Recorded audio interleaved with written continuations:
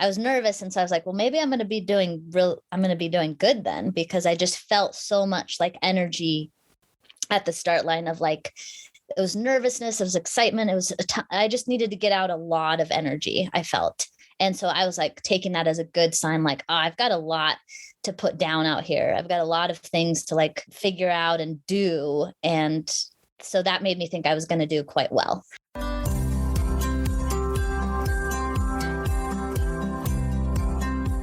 Welcome to the Dark Zone, an Adventu Racing podcast. This is your host, Brian Gatens. In Adventu Racing lingo, a dark zone is a time when, due to darkness or safety, teams are paused on the course before continuing with the race.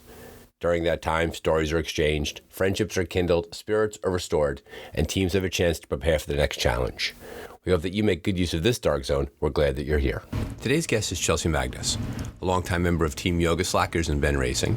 Chelsey walks us through her introduction to adventure racing, her own accomplishments as a solo mountain bike racer, and shares with us her training and preparation strategies. No stranger to personal struggle, Chelsey opens up about her family challenges around children, loss, and how she and her husband Jason meet what comes their way together. Thank you to Chelsey for joining us on The Dark Zone. Today's episode sponsor is again Tansy Navigation. You can learn all about them at www.tanzynavigation.org. That's TANZ navigation.org. Listeners of The Dark Zone can enter to win a free copy of Mark Latanzi's book, Squiggly Lines, by emailing me, Brian, at ardarkzone.com. Thank you again to Tansy. And again, thank you for joining The Dark Zone. Today's world doesn't lack for ways to grab your time and attention. We're grateful to have you as a listener. Thank you again to Chelsey for joining us, and enjoy the show. Thank you for coming on The Dark Zone today. We'll talk about Adventu Racing World Championships, but there's a lot more to what you do, a lot more about who you are. And I really appreciate you coming on board today to The Dark Zone and sharing your time with us. So thank you for that. Yeah, thanks for having me. I'm super honored and excited to be here. So before we dive into Adventu Racing World Championships, which were in Spain, and you guys had an interesting, great experience. One of my favorite callbacks to a previous episode was with Darren, that your goals went from trying to win it to trying not to kill Darren. For our listener, and very often the listeners to The Dark Zone are people who are new to adventure racing, learning about the sport, kind of building their base of knowledge. Can you talk a bit about who you are, your racing, your life experiences? Yeah, well, my name is Chelsey Magness. Let's start from the simple. And I grew up in Anchorage, Alaska. And I grew up in a family that as soon as I got home from school, they sent me back outside.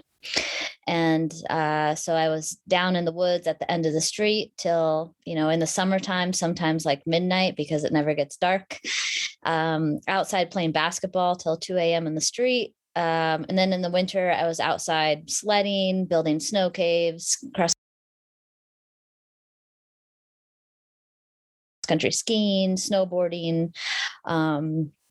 And so I was super outdoorsy from the get-go, but more recreation. I dabbled in some team sports like soccer and some individual sports like cross-country skiing and cross-country running, but I never really, the competitiveness never really hit me. It was more about community and being together with my friends and doing what they did, and being outside.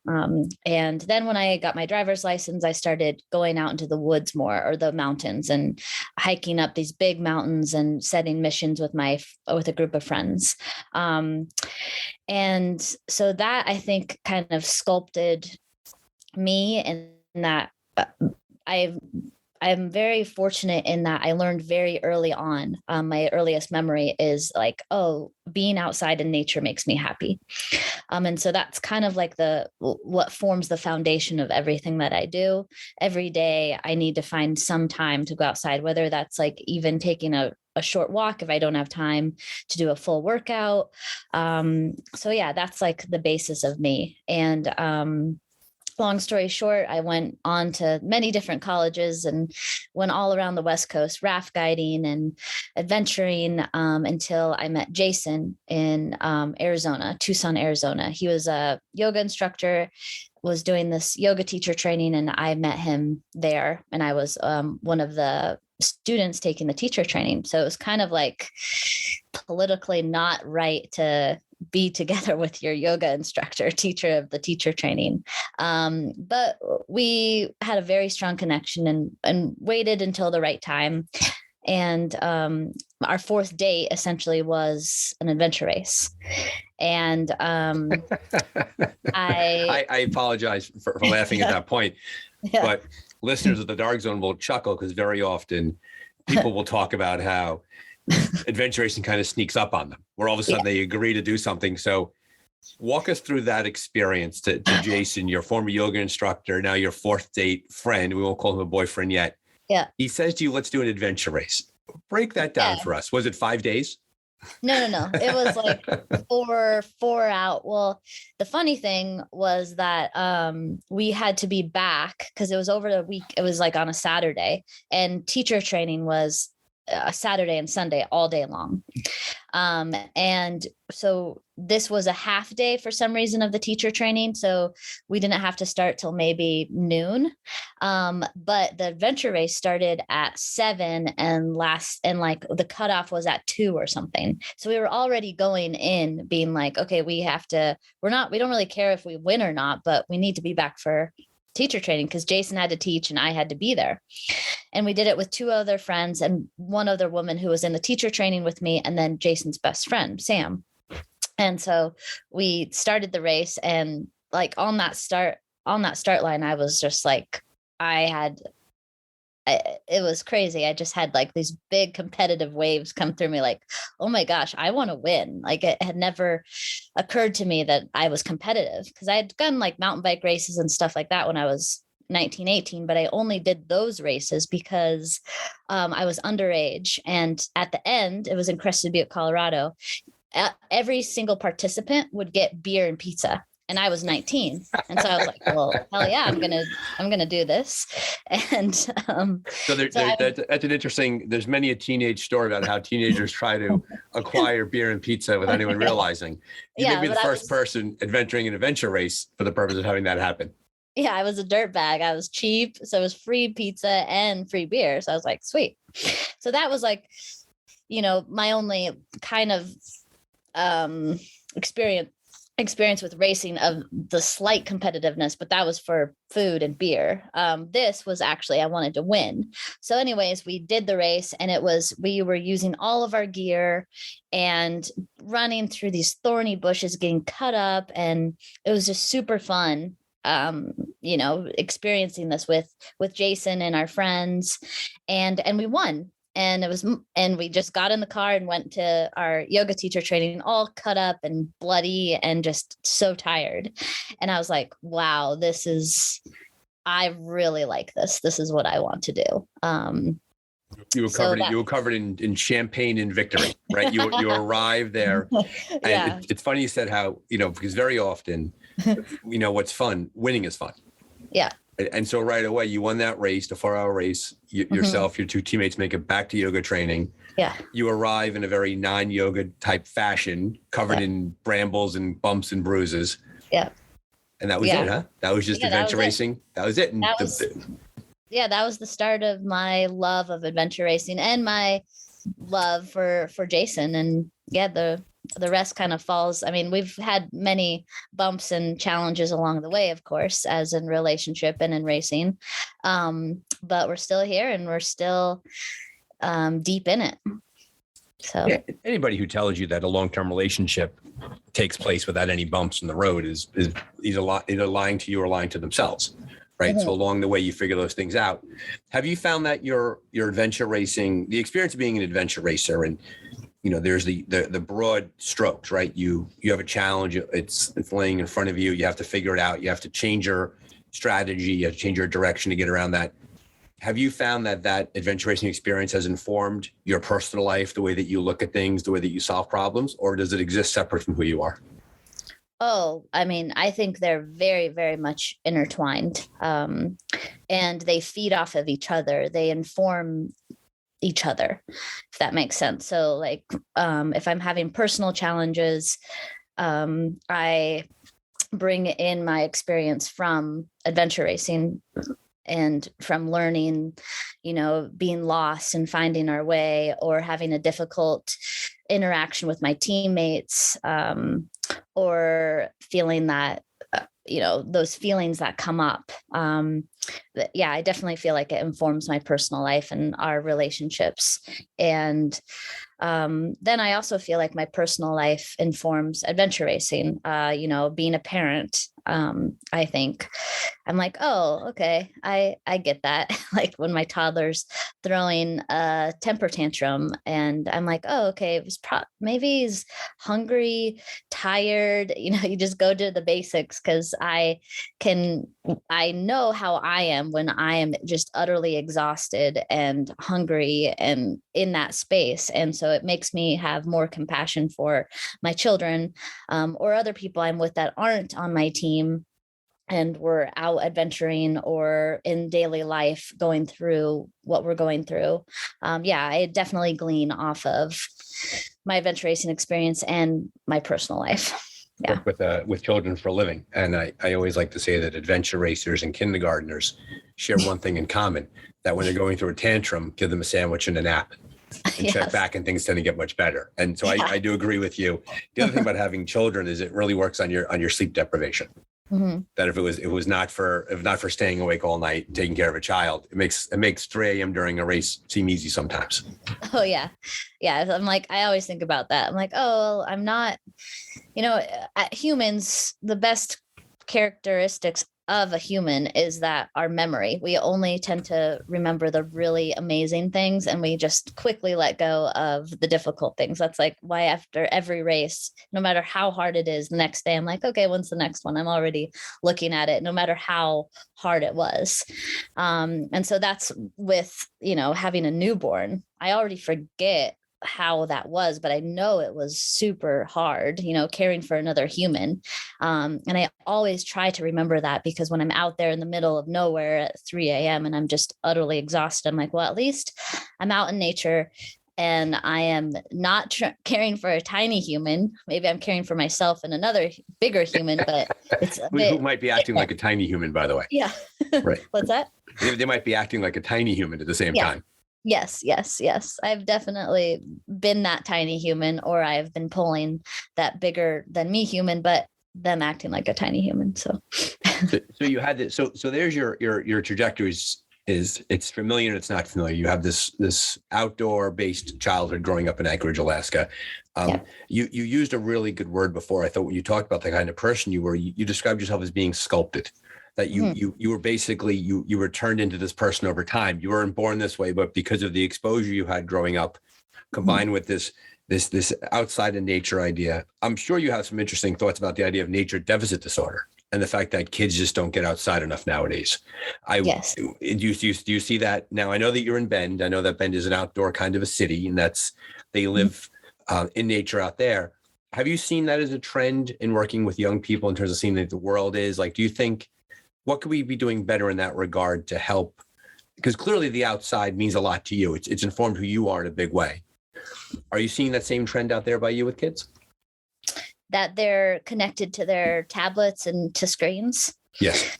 Honestly, out here, you mentioned I'm in Bend, Oregon, and I am in this small neighborhood that I'm in, this community that we've built. We're in a bubble. And Jason and I and Dan are definitely parents that feed off of adventure, and we try to get our kids into it all the time. And so we have that rapport back and forth. Like Dan, in your podcast, you said we live 100 meters away. That's true. I ran this morning with them around the block. And so, it's like a part of our world. But what I do see is when I go out and travel, I see that a lot. I see kids being pushed in strollers with tablets in front of them.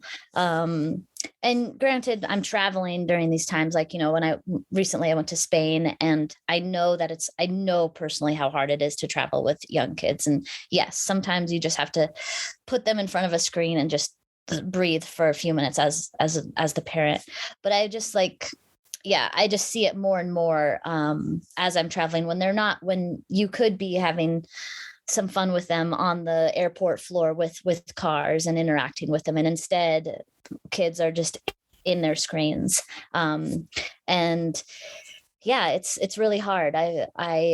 I grapple with where our society is going a lot. I have a very hard time, and I even get woken up in the middle of the night, honestly, like, oh my gosh, where are we headed? Where is our this next generation headed? Because they're smarter than me, or with tablets. Some kids, they know their way around it, and it's just like mind-blowing of how they already know that at the age of my son, 4, like the same age as Max. And thankfully Max doesn't know anything how to operate it at all, but I know he is unfortunately not the norm, and that blows my mind. And it makes me sad. I feel one of our things in Bend Racing, it's not a nonprofit, but it's I guess maybe a fund that we've started with every race that we do. Part of the entry fee is racers can opt in to give money towards this fund so that we can put it towards youth to bring them to one of our races, or like help the parents and the kids get their kids to the races, and like help them with their training or gear or something like that. So we're doing what we can right now, but we're, it's sometimes like you're trying to hold back an avalanche. Yeah. Right. And I asked that question, Chelsey, because I've had the chance to read some of your writings and some of your thoughts about parenting. And I always like to ask about the idea of nexus when worlds collide, right? And so you're a very thoughtful, very caring, very loving mother who's raising your children in a certain deliberative way. And then it's kind of meeting a societal push that kind of runs counter to what you and Jason are trying to put together there. And I always find that's very interesting when people who are thoughtful and who are very considerate have to kind of reconcile these things with themselves. And I think that your upbringing, which sounds so idyllic, was so good for you. Like, you wouldn't be the person you are today without the adventure of the end of the block, come back when it's done. Like, I was laughing, like I come from a generation too. I'm older than you, but my generation was, we'd leave the house at daybreak and we'd come back when the streetlights went on. And in between, my family would have no idea what occurred. Yeah. and there was no way to report back and things like that. So I think that's a really interesting perspective. And Bend Racing is far more than just race directors and race presenters. There appears to be an ethic, and there appears to be a philosophical approach behind what Bend Racing is trying to do. Can you tell me a bit about that? Yeah, I'll take a stab at it for sure. Bend Racing comes from Yogaslackers, if you've heard of Yogaslackers. So Jason Magness and Sam Soley started Yogaslackers many, many years ago, maybe almost like 20 years ago now. And it teaches people how to do yoga on the slackline. And when I met them, they had just designed the slackline, and they were doing all sorts of things, climbing and adventuring, but also the basis was like yoga and slacklining. That's how they brought their unique lifestyle, their messaging into the world by teaching yoga on the slackline. And it was kind of this off the wall kind of niche thing. And we would go to yoga festivals and teach. And we were kind of like the yogis, but kind of adventurous, different yogis, not the full on, like, Lululemon outfits and what you see, I don't know, in the movies. It was more like we were kind of like the dirtbag hippies, but, bringing adventure to the yoga. And then when I came along, and I was with that when we started really taking off, we took this bike tour through Colorado teaching yoga on the slackline, but we did it all through on bikes. And we taught whoever we could, and it was all donation based. And they gave us money, and we gave it all to a nonprofit called Beads of Courage. So what I guess I'm trying to say is that, like, we started with Yogaslackers, and then Sam wanted to stay with Yogaslackers, and Jason and I wanted to be more of the adventure part of it, but it didn't make sense to have it all together because it was just too big. And Jason and I ended up moving to Bend, kind of splitting off from Sam, but we're still connected to him, but we wanted to create something else. So we were in Bend and we wanted to adventure race. So that's where Bend Racing came from. But it was still this, like, it still has that essence of bringing adventure to people, and having that community outreach, if that makes sense. So like Yoga Slackers had the community outreach with the yoga and the slacklining, and then Bend Racing has this outreach with using adventure racing as the tool. So like everything kind of revolves around that. Like we do adventure race training camps. We do these coffee courses from our house all winter long, where they come to our house, we give them a coffee, and from our house they go out into the BLM land that Jason's created this course with Dan's app. And then they come back and we give them a beer, and we're like, how did it go? And we have a discussion about the map. And, so we try to like have it be community based and having that sense of adventure. I guess that's what we're all about. And like trying to bring this other way of living and perspective, because when we go out on adventure, we get different perspectives, we breathe fresh air, and we realize like what is important to us, and that we feel like makes us better humans, and we want to bring that to the community.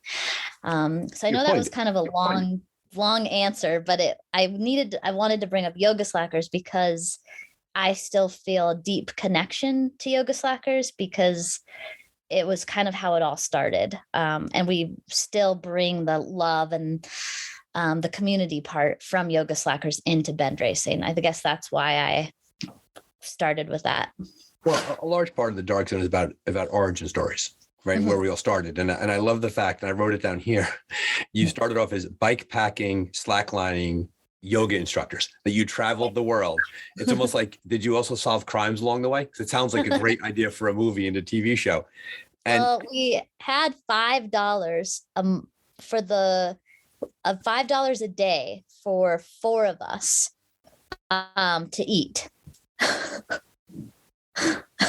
So let's welcome to the Dark Zone, a slacklining bike packing podcast. What was $1.25 a day life like in your world? Butter and ramen and dumpster diving. So when Jason and I first met, I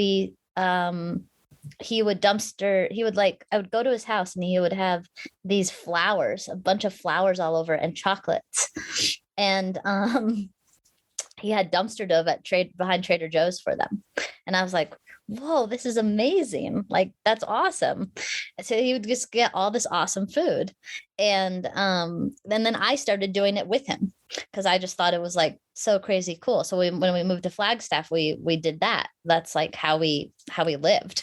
And we got all this awesome food, all these awesome organic veggies, so much so that we had to buy a juicer and a blender. So we got really good at it. So when we went on this, what we called the Yes Tour, the Yoga Slackers tour, where we taught yoga and slacklining and acrobatics along the way, we would only keep $5 of the money for ourselves for food, and then we would put the rest to a nonprofit. And yeah, we would go to the grocery store and we'd buy like maybe pack of M&Ms or like Pop-Tarts, something like that, like quick energy food. And then we would go to the dumpster and get everything else. We also met along the way. And this was, of course, pre-COVID times. Times are very different now, but people would offer us food, that's also a way of paying us, as they saw like how we were living and biking through the US, and they're like, oh, can we give you food? Can we invite you into our homes? There was just like an amazing hospitable environment for us. And so we actually honestly didn't always spend the $5, because people fed us along the way and brought us into our homes and cooked us great home cooked meals, or we would go dumpster diving and get amazing food because we were really good at it. There's a book called, and I'm gonna get the book title wrong, I think it's called "And the Kindness of Others" or "The Kindness of Strangers," where a gentleman decided to walk from San Francisco to New York without any money in his pocket. Yeah. And he wasn't really hitchhiking, but he wouldn't take any money, Mm-hmm. But when he came across people that he had just met and he explained to them what he was doing, he was amazed at how kind and gracious people were to him. Yeah. It sounds like that was your same experience when people saw what you were doing, part of the Yes Tour, and the fact that you were living this itinerant kind of, to your words, this dirtbag lifestyle, and that people saw you for who you were and brought you into their collective lives. Yeah, we have friends all over Colorado. We did 1,008 miles in Colorado, ending at the Telluride Yoga Festival on our bikes, pack rafting, climbing, teaching yoga. And it was amazing. And people like came on our pack rafting adventures, on our climbing adventures, and brought us food. And yeah, it was an amazing, carefree existence. That was a precursor, obviously, towards when Yogaslackers went in one direction, Ben Racing went in another, because you clearly, and so you carried that ethic from Yogaslackers. And I kind of talk about that a lot, right? Because Ben Racing being what it is and the way you approach the world, our previous experiences always dictate our future choices, right? And having gone through that experience, it brought you into Bend Racing. Yeah.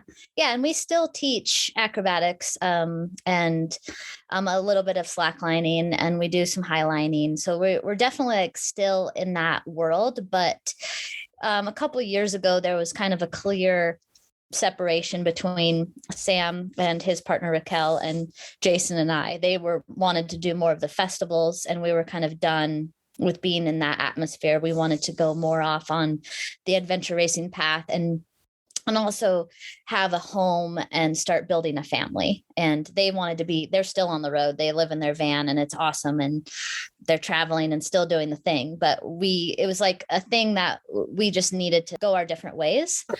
That makes sense, right? That makes complete sense, because clearly groups of friends grow in different directions. And you and Jason had a vision for what you wanted for the future. And you could have had children inside that lifestyle. It would be a lot more challenging to do it than having an actual physical home and having a physical job and things like that. So it makes complete sense that you would just grow in different directions.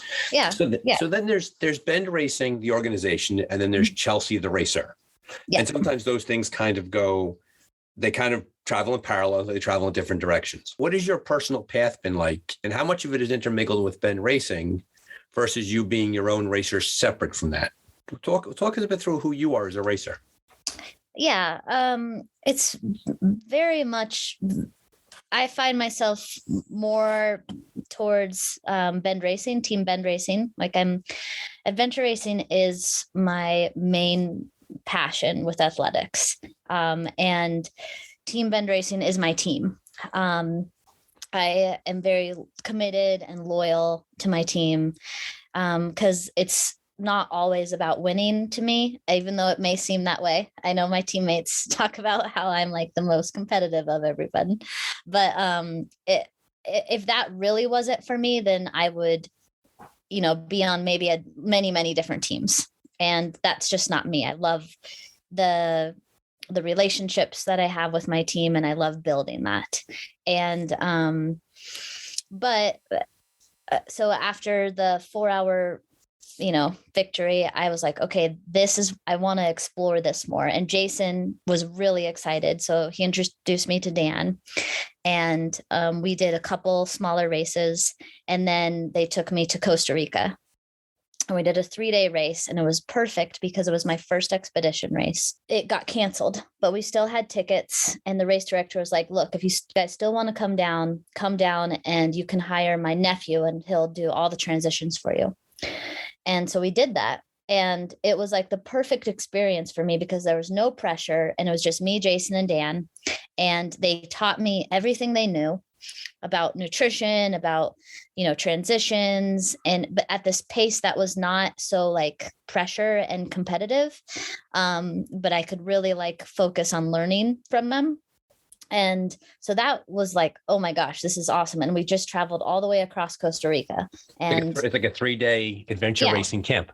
Yeah, exactly. It was awesome. And from there, we went on to do other races like Abu Dhabi and, more world championships like Ecuador and Costa Rica and Gold Rush and 24-hour races. And, it was also always the three of us were the kind of the nucleus. And then we always had a different fourth, like Dan talked about of, that was always kind of a struggle for us.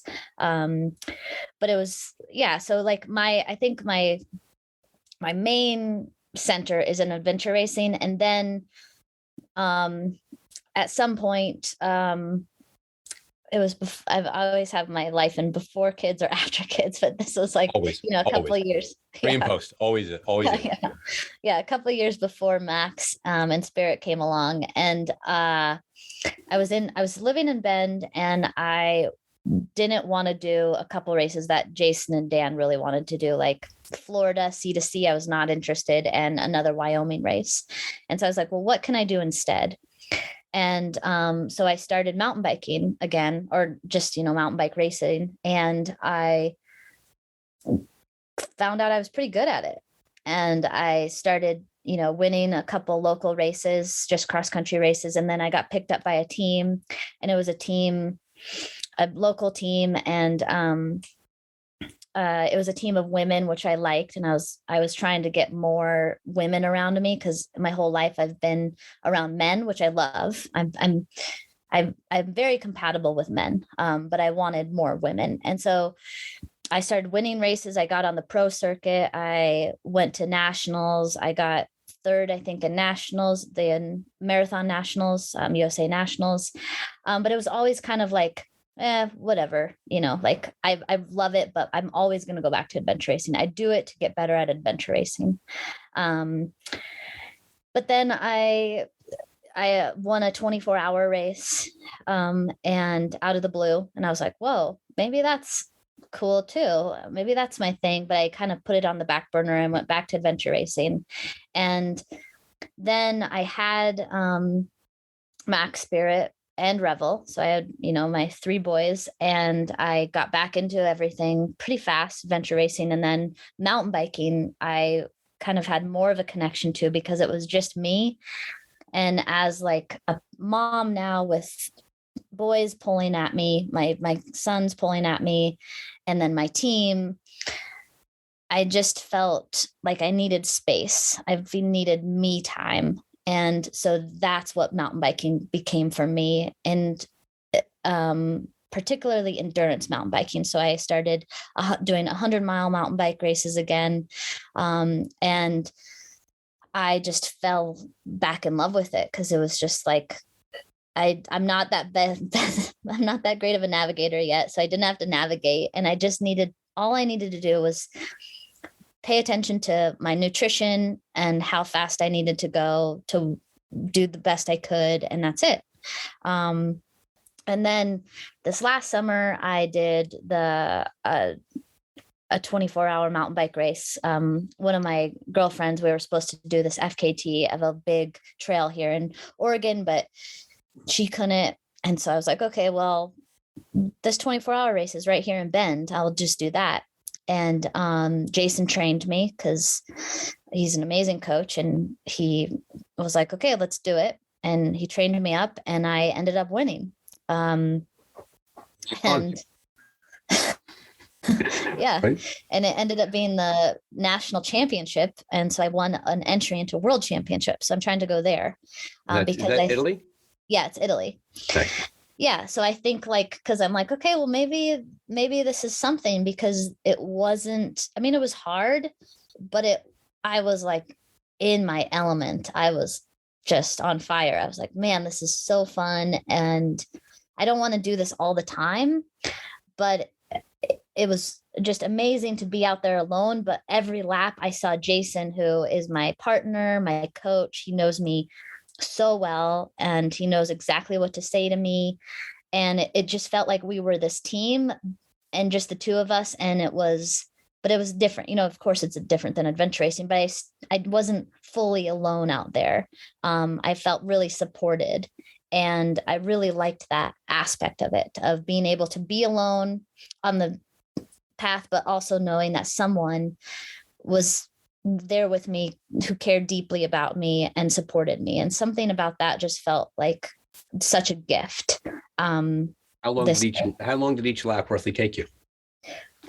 Roughly took me, the first 3 laps took me just under an hour. And then, and that was like, Jason told me when this, at the start, he was like, okay, for the first 3 laps, pretend like you have to get home for Revel, who's my youngest. And like, time's up, you got to get there. And so he was like, go at your threshold. So the first 3 laps I did under an hour.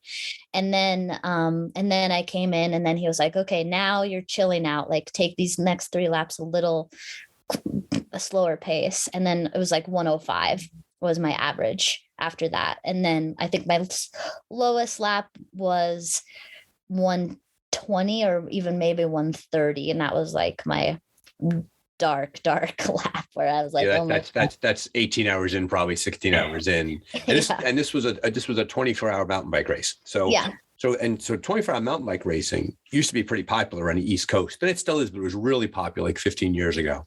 Huh. And there was definitely this appeal of going somewhere like on a Friday, setting a camp up for yourself. Yeah. The gun goes off usually like at 8 o'clock or 10 o'clock on Saturday morning. And then for 24 hours, the course would be open, right? And so 10-mile loops, 12-mile loops, you were roughly seeing Jason every hour. Yeah. And so to your point, you were in community, right? Mm-hmm. With your coach and your husband and your partner. Yeah. And he would pep talk you, and he would hand you a fresh water bottle and, you know, massage your feet if time would allow.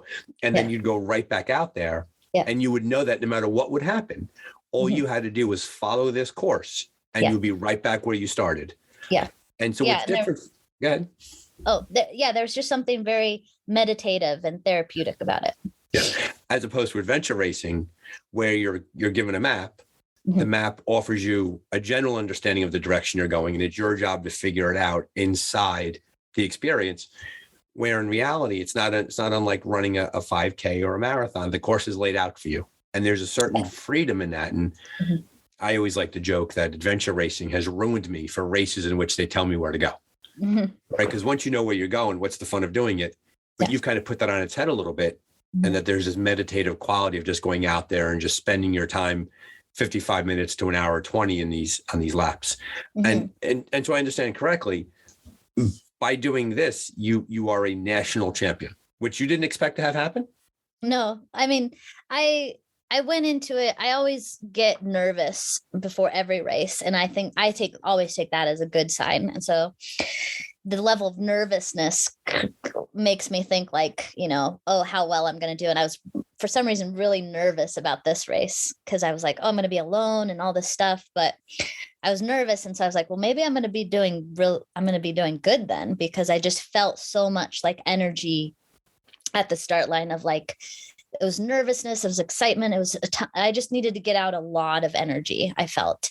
And so I was like taking that as a good sign, like, oh, I've got a lot to put down out here. I've got a lot of things to like figure out and do. And so that made me think I was going to do quite well.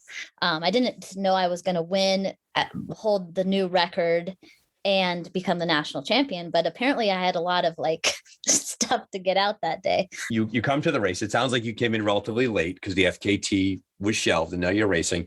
How well do you know the other racers inside that racing community? Or did you show up and they were like, did you introduce yourself to the fellow racers, then go and eventually win the race? Or did they know you were coming in and were you a favorite going into it? Oh no, I'm not known in that world at all. Like the race director knows me because I've been doing his races for years off and on. And this was kind of my first race back to one of his races post my kids. So he kind of like wrote me off like, oh, she's a mom now, you know. But he kind of knew I was still in adventure racing, but his world, the race director's world, is in putting on huge mountain bike races. And he's very personable. So he remembered me. He was happy to have me back, but there was the favorite there was the woman who had won it twice before, who's and held the record. And so she was the obvious favorite going in. And then there was like 2 other high profile women there that had done very well. So, you know, I was kind of like checking them out and seeing that. But I didn't know how well they did or versus me. I was just like, well, this is my race. And in the back of my head, why I love doing it too is because in the back of my head, I'm like, well, I'm an adventure racer. That's my thing. And so I love this, but I didn't have, at least on this start line, world championships might be different. Who knows? I can't speak for that. But like on this starting line, I didn't have much attachment to myself as a mountain bike racer, like I didn't put that pressure on myself of like, oh, I need to do this well. I had a feeling I would do well because I'm an endurance racer. But I don't know, I didn't have that label on me or that pressure on me, which felt freeing. And I would like to start carrying that over to adventure racing even, Well, clearly, in one sense, you had nothing to lose in the race. Yeah. And having nothing to lose probably acted as a positive motivator for you because the weight of expectations did not exist upon you and there was no place to go but up because you entered this race with the idea of saying, well, I'll just sort of see what happens. Yeah. And having that pressure off of you, because if someone had said to you going into the race, Chelsey, I bet that you're the odds-on favorite to win this race.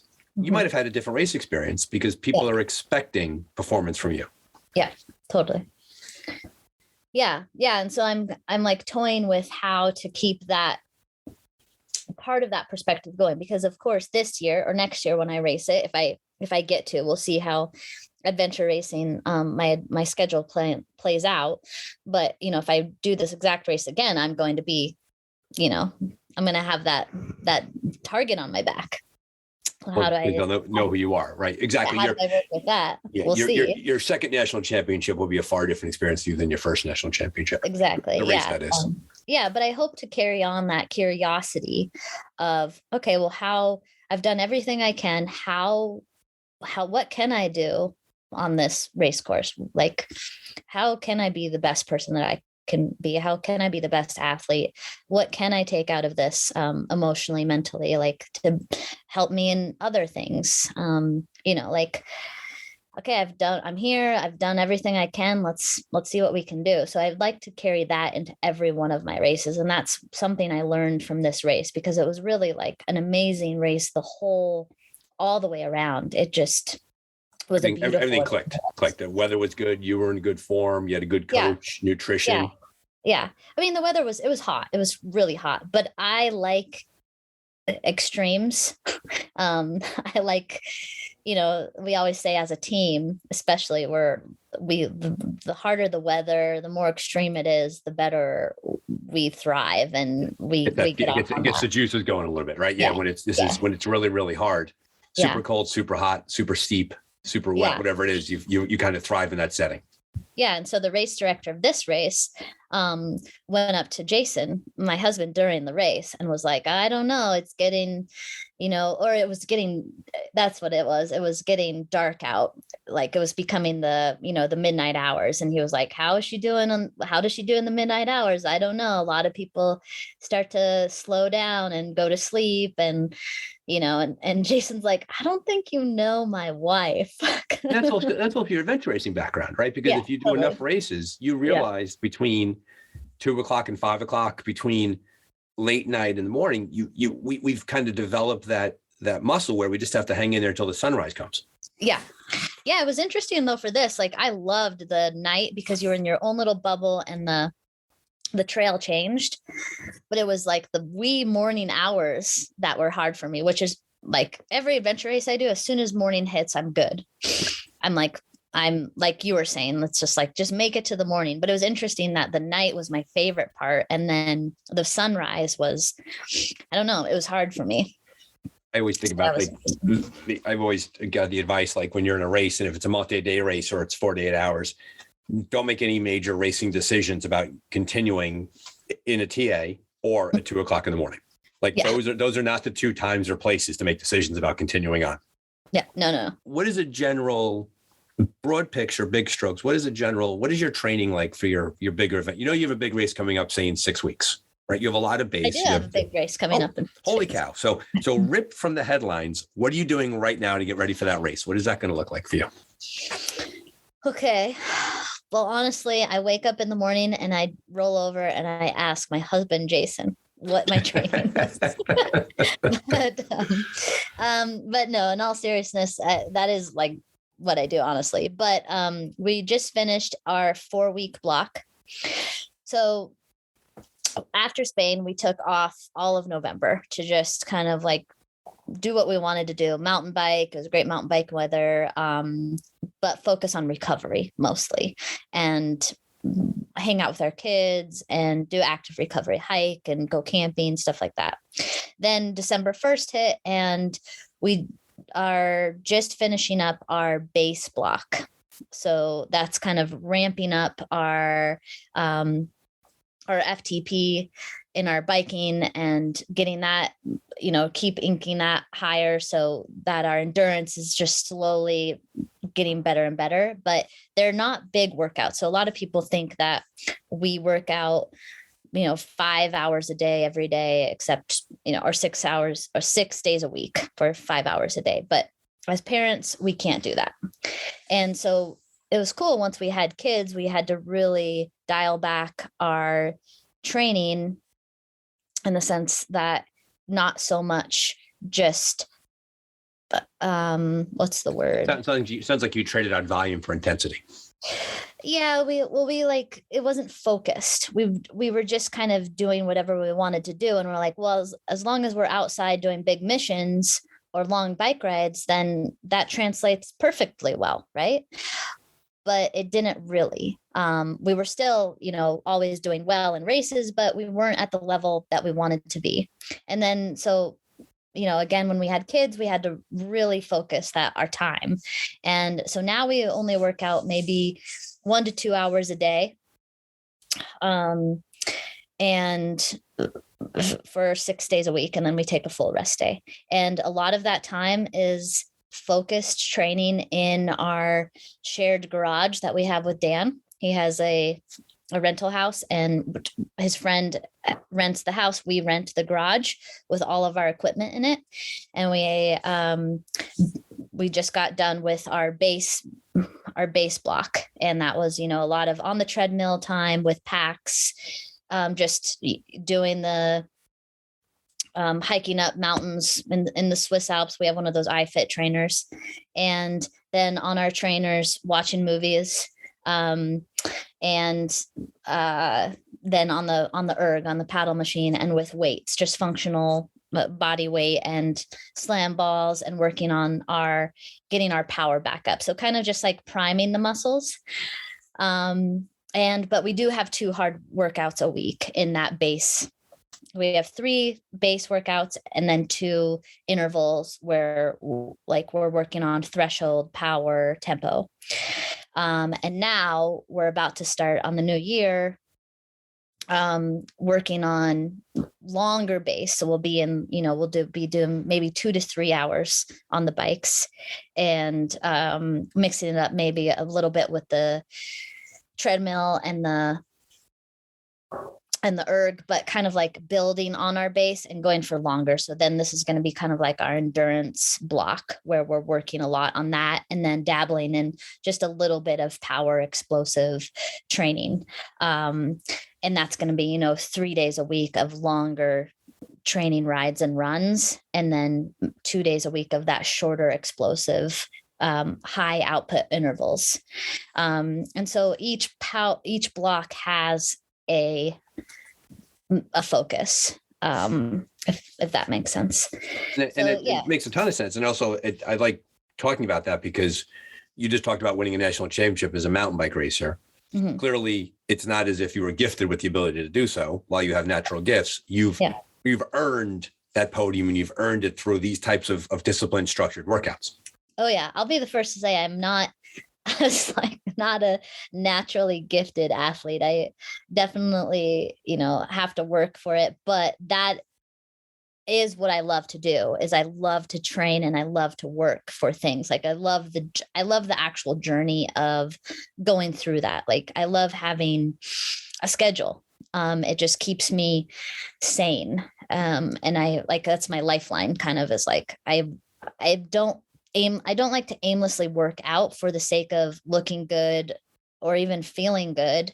Yes, it makes me feel good, but I like working towards something. And as a coach, that's what Jason and I love to coach, is we will not take on a client if they don't have a goal. They don't have a goal of like, even if it's something that we don't do, like we don't run marathons, but if someone wants to run a marathon, we know how to train them for that. So yeah, the other thing we use is we switch, or Jason switched to this for our team, because he trains our whole team, is heart rate. So he does all of our training off of heart rate metrics. So we all have really nice heart rate monitors, and he's very strict with us on checking our readiness every day. So if we've had a stressful couple of days, emotionally, physically, mentally, and on the schedule is a hard workout, but our body or our metrics are saying rest day, then he's like, you have to rest. So that's what a lot of, I feel, everyday amateur athletes don't listen to that. They train in their zone 3, which is the worst heart rate zone to train in. And they don't vary their heart rates at all. And they don't listen to recovery. And that is like, it's coming out more and more these days of how important recovery is, but it's so important. Like you have to let your body heal. It's the old adage, right? The easy days aren't easy enough and the hard days aren't hard enough. And you kind of live in that weird middle ground where you go there. And I also appreciate you're talking about the idea of having a goal to shoot for. And it's one thing to be, there's a certain level of brain ease in being aimless, right? You have a certain level of fitness and you're able to get away with disjointed training here and there. Yeah. But if you really have a goal in mind and you have a big thing you want to do, you have to have a plan and you have to have a structure and you have to have a coach and you have to, I would argue that most likely people can get themselves pretty far along being their own coach. It's a caveat, right? There's working out base does a lot, but eventually if you want to cross the threshold and whatever the sport is, marathoning, mountain bike racing, adventure racing, if you really want to tip that domino and really go strong at it, you're going to need someone outside your body monitoring you, giving you advice and guidance and walking you through that. Because other than that, you're just wandering in the wilderness. Yeah.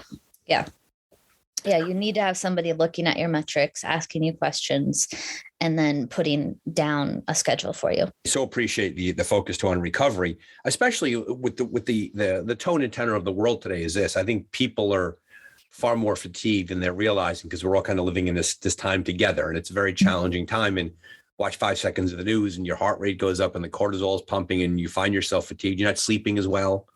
You had referenced earlier in the podcast that sometimes you wake up thinking about the state of the world. And so credit to Jason for recognizing the connection between your fitness to train as compared to like just going out there and just killing it just to kill it. And you work yourself right into the ground. Yeah, totally. Yeah.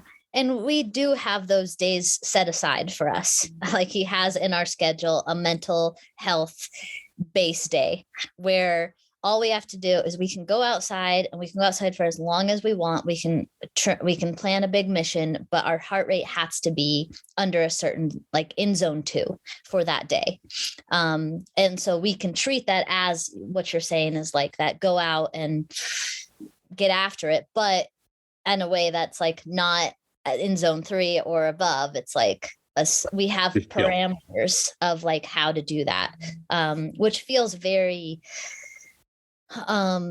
it's nice as an athlete to have that guideline or that lifeline of like, okay, somebody's watching out for me. I'm not just guessing here, because stepping on a starting line for that, like it's not, I don't know, it doesn't make me feel really comfortable. But stepping on the start line to this 24-hour race with Jason having been fully behind me for 2 months training me, I was like, I think that was a big piece of it of like, hey, I've done everything I can do. And my coach is here. Let's do this. And so that's what I'm excited to do for Panama.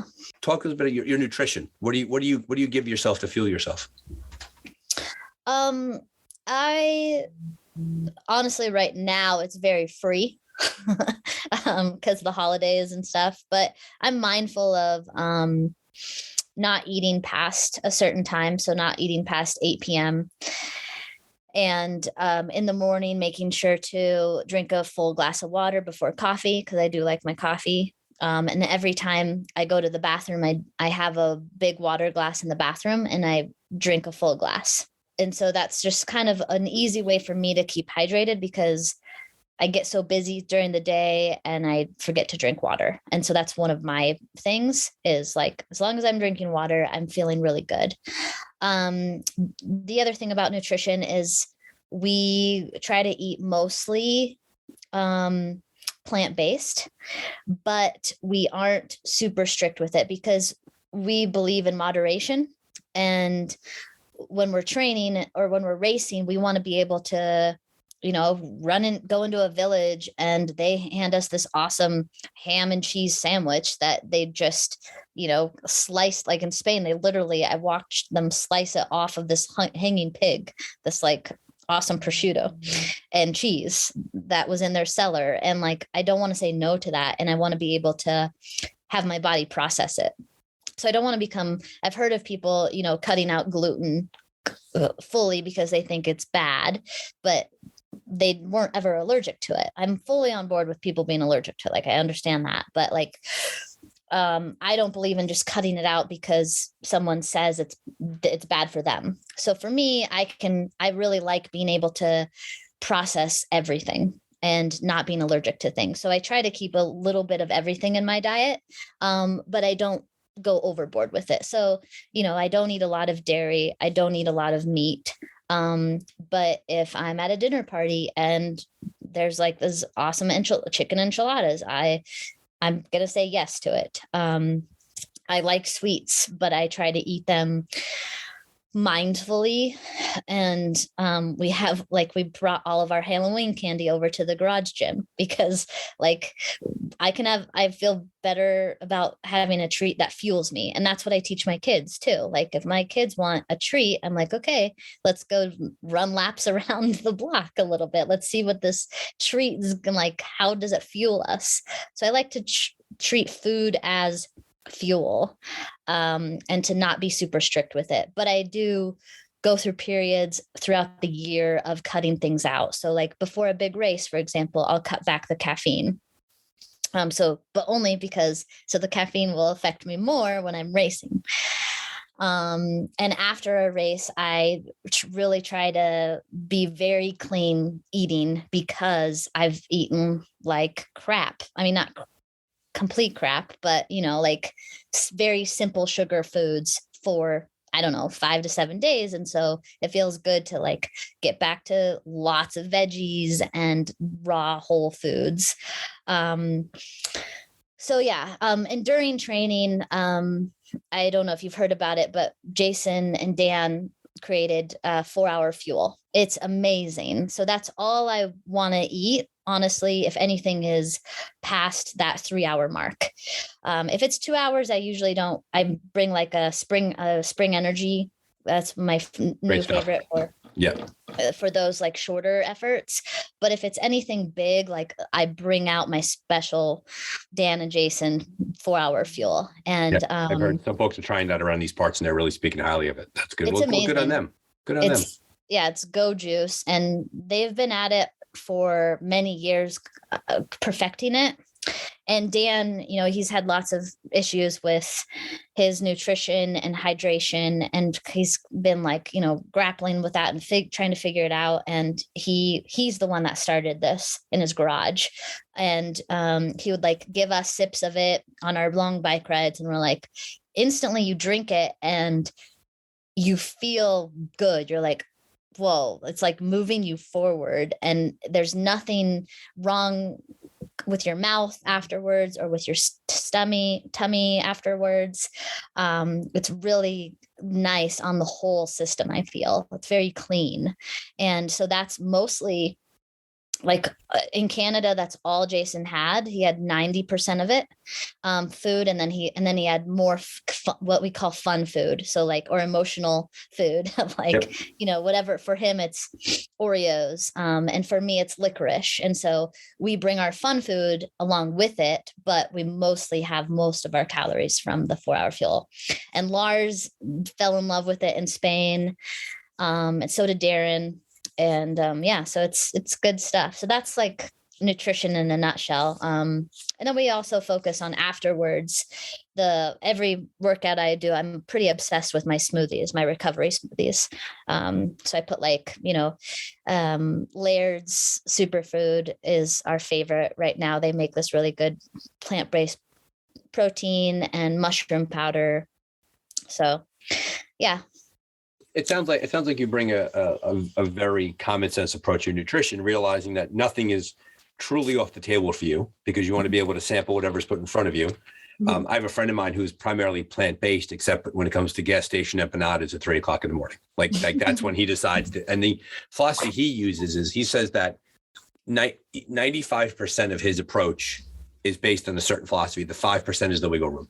That if need be, he's able to have the prosciutto in Spain and things like that. And I think that's the way to approach it. And I also subscribe to the theory that there is no superfood, there is no super hack. There is merely a common sense approach, finding what works for you. Friends of mine who aren't adventure racers who listen to the podcast, they laugh when we get the idea of nutrition because it's all about Oreos and licorice and Snickers and the magical food at 3 a.m. that tastes good no matter what.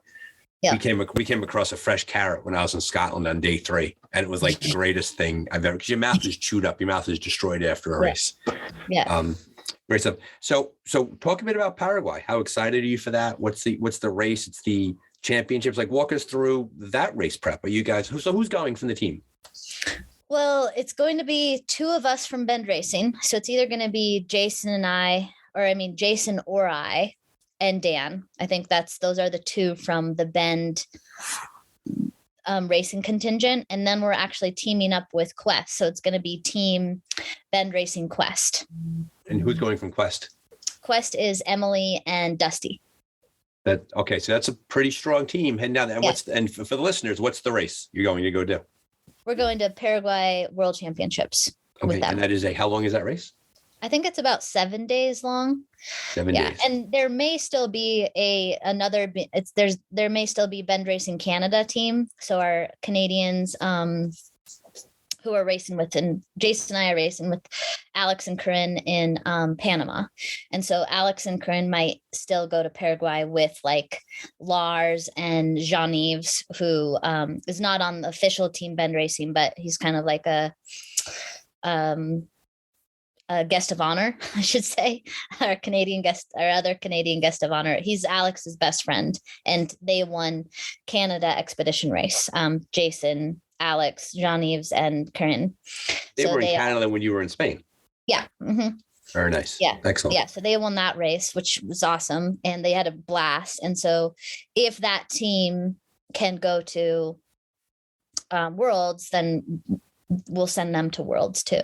And then, but the US team, because, you have to have, our hard thing always is finding, not always, but, like the 4 American thing or the 3 American, one Lars or 1 Canadian thing. And then the other thing is with us, with Team Bend Racing, we honestly don't, it's fun to get points, but that's not our main focus when we enter the World Championship race series. We do it more for wanting to do the best we can with the team that we're bringing. We don't really have to always have like Team Bend Racing. We like to have Team Bend Racing in the name, but it doesn't have to be, Team Bend Racing. So if you look at the rankings right now, we have like a couple different Bend Racing teams on there. That's the adventure racing culture, that people who don't do adventure, they're kind of puzzled by that, because you go to a race and it's like, well, because the team memberships aren't static across the board, because they vary. Yeah. Someone gets sick last minute and Darren Steinbach drops in, and all of a sudden he's going off to Worlds, and someone else doesn't pass a COVID test, so he's out, and there's all of that.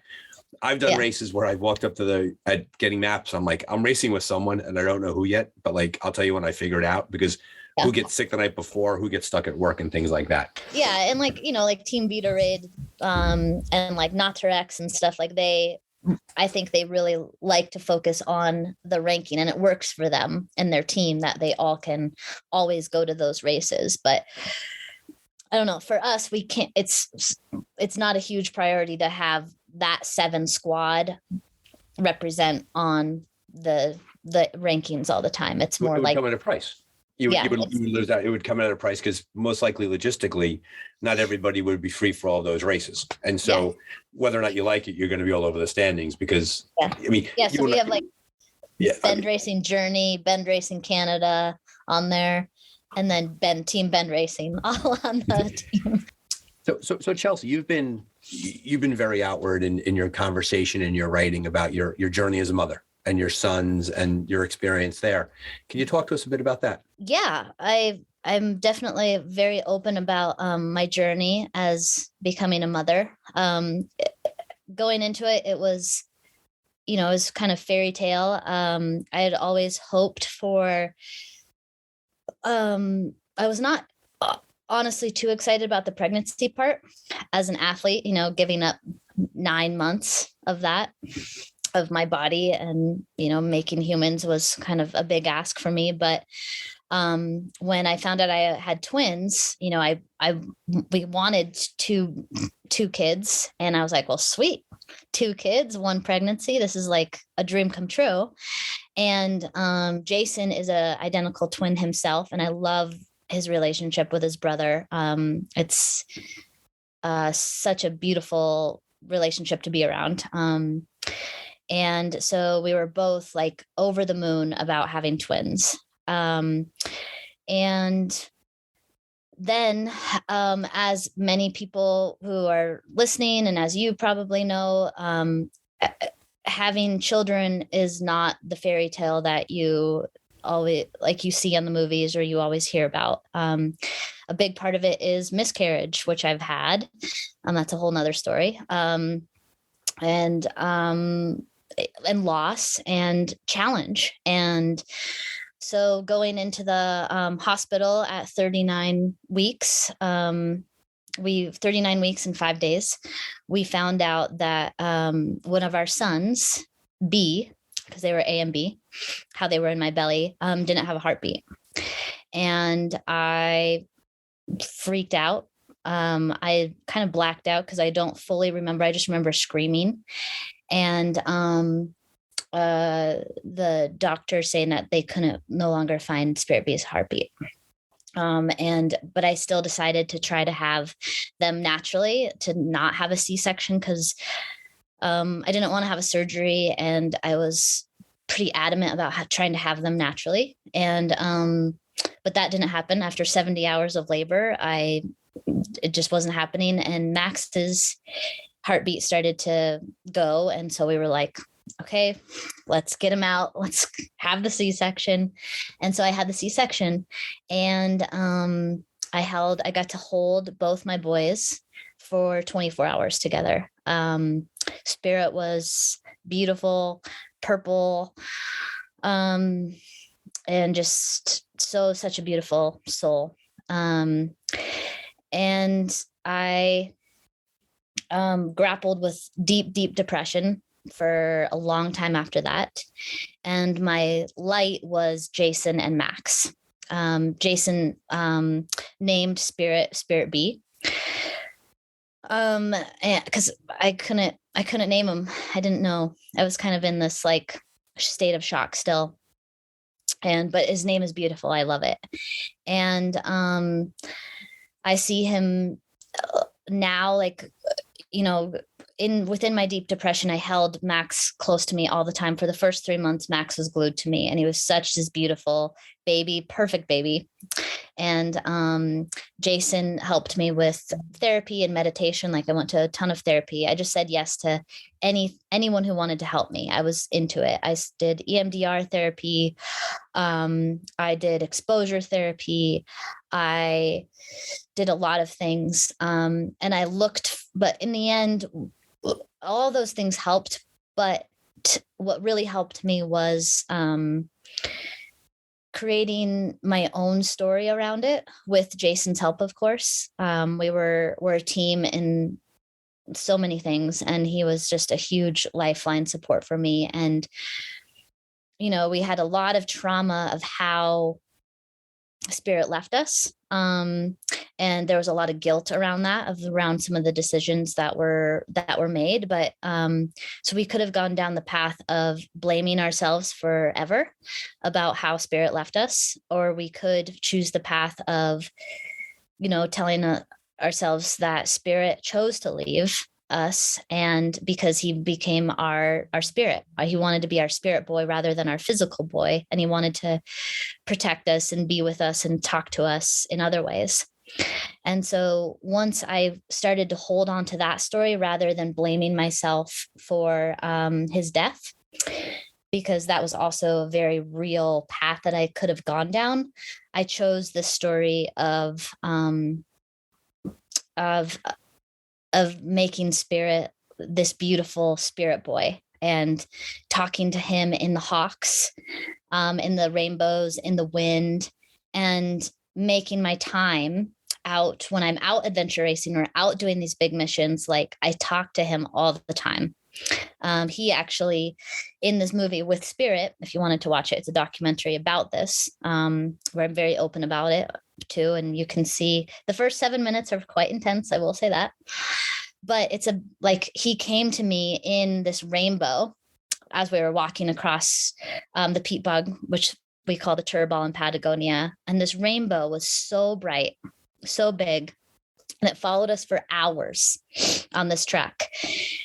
And he kept on saying to me, "Mama, I'm here. Mama, I'm here." And, "Mama, you have a little boy in your belly, and revel in him. He is a wild one." So that is how Revel Wilder got his name. And I was like 10 days pregnant with Revel in the middle of Patagonia, the expedition race. So I crossed the finish line, won, which was awesome too, with Revel in my belly. And Lars also has a deep connection, like, with his dad who passed. And so we talk about that stuff, like he sees his dad in the birds. And so we saw his dad out there in the birds. And it's just like this beautiful gift that, you know, I never thought I would be saying this now, but every year that passes, I feel more and more at peace with Spirit's passing. And like that he did choose to be with us in another realm. And he talks to me every day. And it's just he's a beautiful gift now of like seeing this other side of life that I don't think I would have seen if he was here. And just like being grateful for the time that we do have physically and for my physical boys, but also having the space and the time, like, and Jason and I are very like open and free with that of like, "Hey, I need some time with Spirit today." And he'll let me go out for hours on a mission, you know, and he'll say that to me too. It's like, "Hey, I need some Spirit time." And that's like time for us to be outside alone, talking to Spirit, but also, you know, in that wilderness. And I don't know, it's just made our whole family, it changed our priorities and how we parent, how we live in this way that I don't think we would have done if he was a physical boy.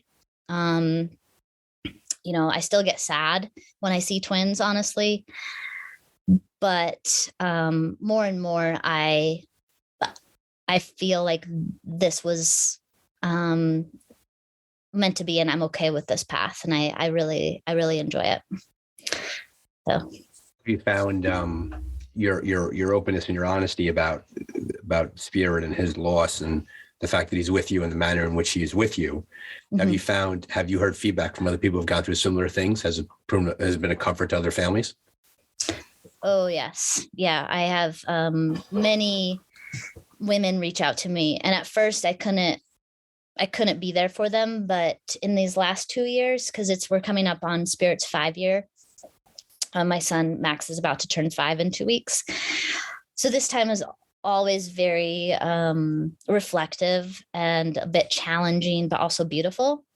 So anyways, yeah, I like just in these last 2 years, I've been able to be a bit of a mentor for mothers. Where before I would just send them to my blog, Endurance Mama.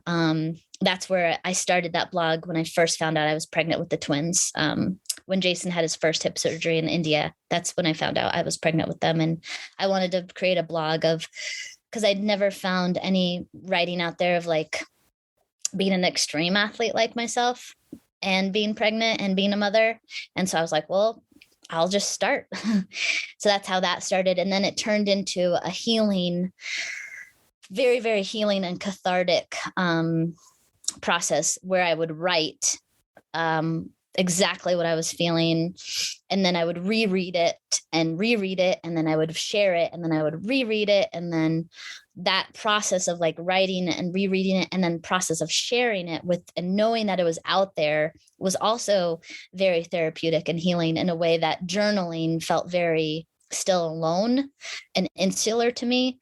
And I wasn't getting much out of that. But then as soon as I started sharing my words and seeing how they were being received and seeing how they would heal other people, then that made me feel better and heal myself. I don't know, doesn't make the most sense, but it worked for me. And I have lots of women and men too, actually, coming to me and thanking me for being so open about this, because it's more normal than people think. There's lots of loss out there, and with everything, especially right now. And it's not just healing to people who have lost babies. It's healing to people who've lost, their spouses, their older children, their mothers, their fathers. It's just a different way to deal with death, of turning it into a different story for yourself, where you can connect with it in a different way.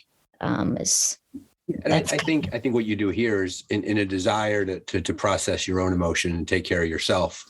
You've had the incredibly wonderful bounce back effect of taking care of other people.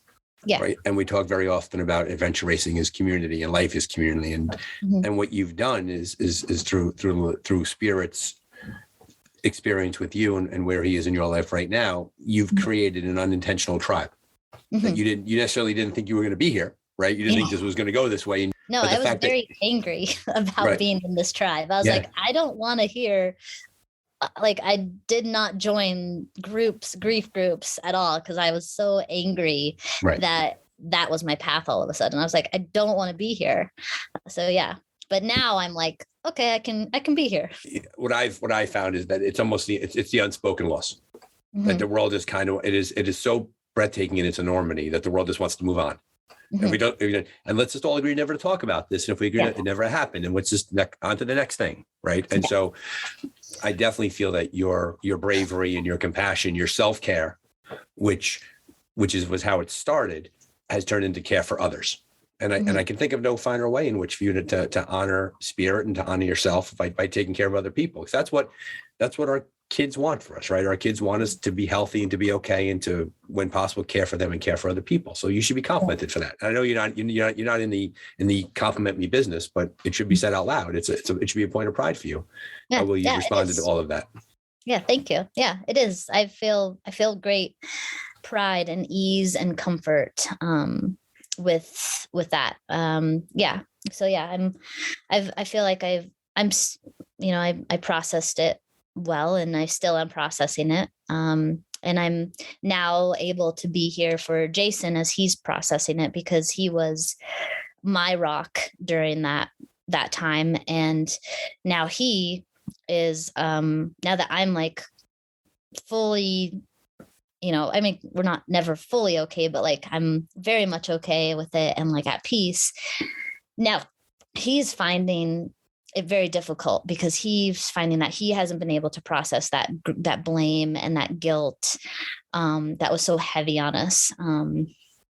So now I'm able to give him space to do that, which I feel it's hard in a different way, but I feel very good about being there for him now. The closing note as we sort of transition from that important topic that you were so honest, and thank you.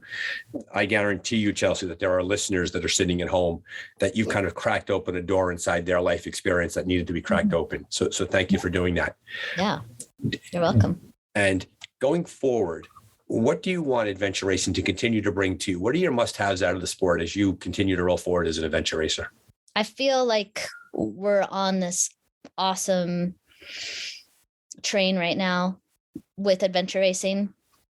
We're picking up momentum, after Eco Challenge and after Team Bend Racing, got a lot of airtime and it had a beautiful story. There was Spirit in there, and there's Dan going through the trenches, and there was Jason getting them, being an awesome team navigator and captain.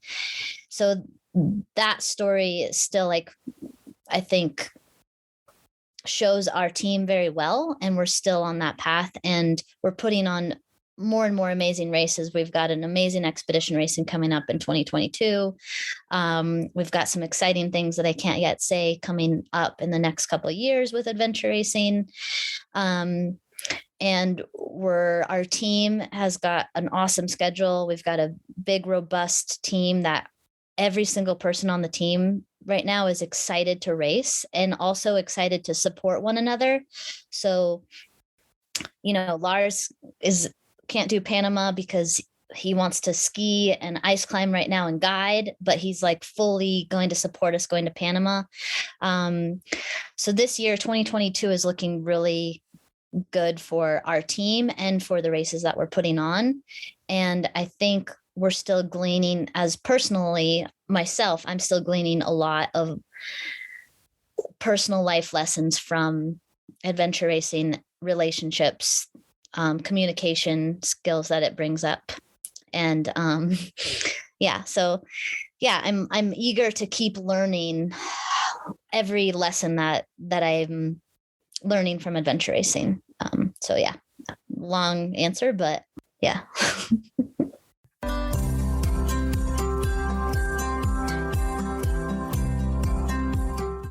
Thank you, Chelsey. As promised, Chelsey brought all of herself to the Dark Zone today, and I'm grateful for her time and openness, and I hope that the breadth of her challenges and victories resonated with our listeners.